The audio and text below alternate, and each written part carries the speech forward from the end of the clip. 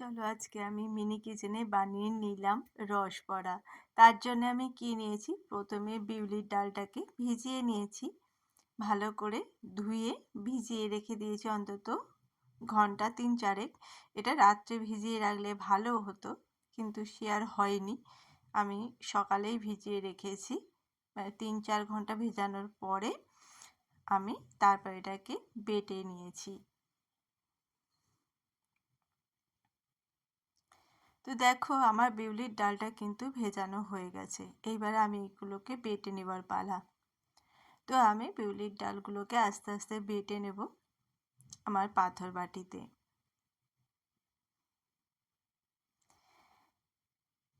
আমি এই শখ করে, সত্যি কথা বলতে কি, এই মিনি কিচেনটা তৈরি করেছি।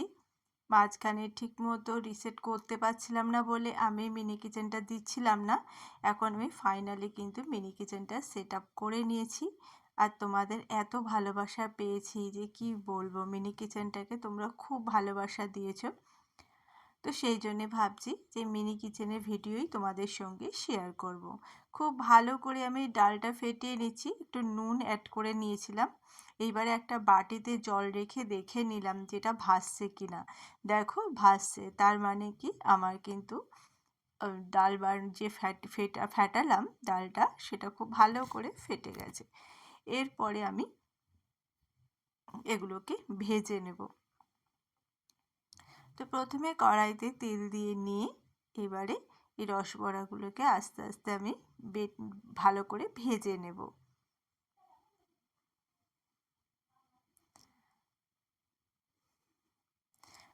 মিনি কিচেনটা আমার বেশ ভালোই লাগে, শুধুমাত্র সেট আপের জন্যে ঠিকমতো করতে পারছিলাম না, শুধু বারবার একবার এদিক একবার ওদিক করতে হচ্ছিল।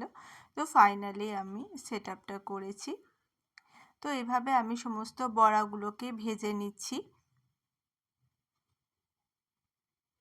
খুব সময় লাগে মিনি কিচেনে যদিও, কিন্তু ভালো লাগে। তো এইভাবে আমি সমস্ত বড়াগুলোকে ভেজে নিচ্ছি। তো আমার দেখো বড়া কিন্তু ভাজা হয়ে গেছে, দেখো কত সুন্দর হয়েছে। এরপরে রসটা বানিয়ে নেব। একটা বাটি নিয়ে নিয়েছি, নিয়ে এর মধ্যে চিনি অ্যাড করে দিচ্ছি। যেহেতু এটা চিনি দিয়েই বড়াটা করব, রস বড়াটা, ওই জন্য চিনিই দিলাম। এটা গুড় দিয়েও করা যায়।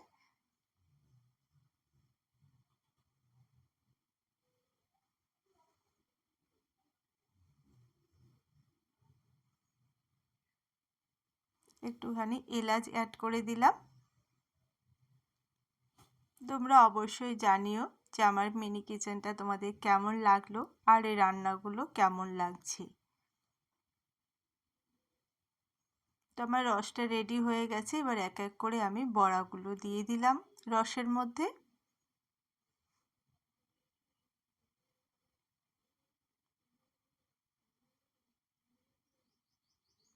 আশা করি ভিডিওটা তোমাদের সবার খুব ভালো লাগবে। তো দেখো আমার রসবড়া কিন্তু হয়ে গেছে, কত সুন্দর রসগুলো টেনে নিয়েছে দেখো। এটা আরও খানিকক্ষণ রেখে দিলে আরও সুন্দর হয়ে যায়। এইবারে আমি বাটিতে রসবড়াটাকে ঢেলে নেব। তার জন্য একটা বাটি নিয়ে নিলাম এবং রসবড়াটাকে আমি ঢেলে নিলাম। তো দেখো কত সুন্দর রসবড়া তৈরি হয়ে গেছে। ভালো লাগলে লাইক, কমেন্ট, শেয়ার করতে ভুলো না। ধন্যবাদ।